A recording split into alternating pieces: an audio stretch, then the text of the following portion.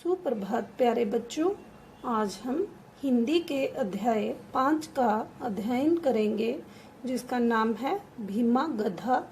लेखन किरण कस्तूरिया और इसके पात्र हैं जीतू कुम्हार, भीमा गधा, गोरी गाय, चीनू मुर्गा और मोती कुत्ता। आइए शुरू करते हैं। जीतू डांटते हुए, अभी तक सोया है, चल उठ, काम पर जाना है। भीमा हड़बड़ाकर उठते हुए, जी मालिक। जीतू, अब खाना मत खाने लग जाना, पहले ही कितनी देर हो गई है।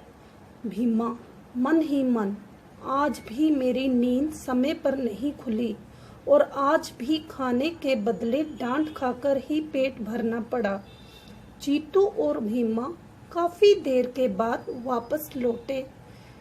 जीतू ने भीमा के ऊपर से मिट्टी से भरे बोरे उतारे और उसे खुला छोड़ दिया। भूख के मारे भीमा की जान निकली जा रही थी। वह खाना देखते ही उस पर टूट पड़ा। खाना खाकर उसकी जान में जान आई। वह उदास बैठा कुछ सोच रहा था। उसके पड़ोस में रहने वाली गोरी गाय ने उसे उदास बैठे देखा। गोरी, क्या हुआ भीमा, बहुत परेशान लग रहे हो।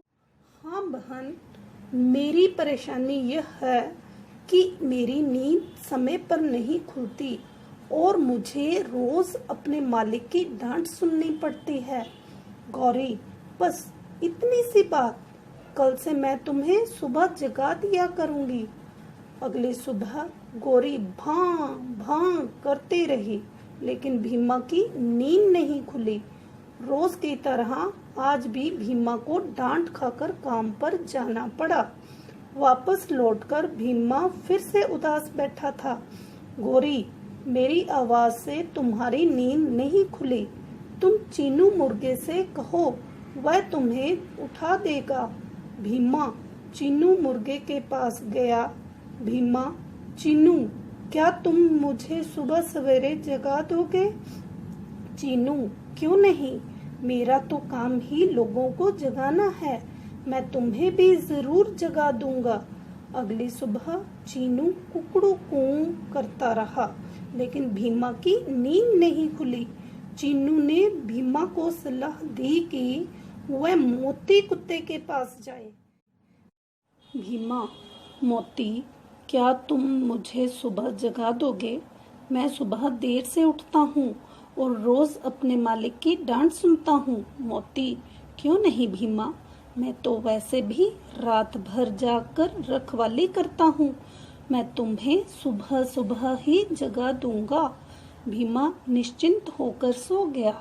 अगली सुबह मोती भौंकता रहा, लेकिन भीमा की नींद नहीं खुली। गौरी, चीनू और मोती तीनों भीमा के लिए चिंतित थे। तीनों सोच रहे थे कि भीमा की मदद कैसे करें। मोती को एक उपाय सूझा। अगली सुबह तीनों भीमा के पास जाकर जोर जोर से चिल्लाने लगे। भीमा हड़बड़ाकर उठ बैठा। अपने मित्रों के कारण आज भीमा समय से पहले ही उठ गया था। वह तैयार होकर अपने मालिक के आने का इंतजार करने लगा।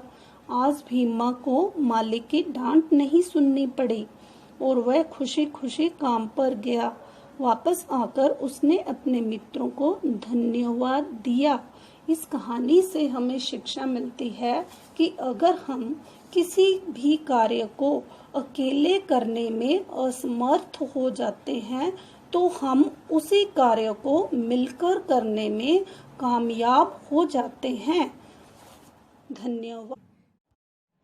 प्यारे बच्चों, आइए अब हम इस अध्याय के प्रश्न उत्तर करेंगे।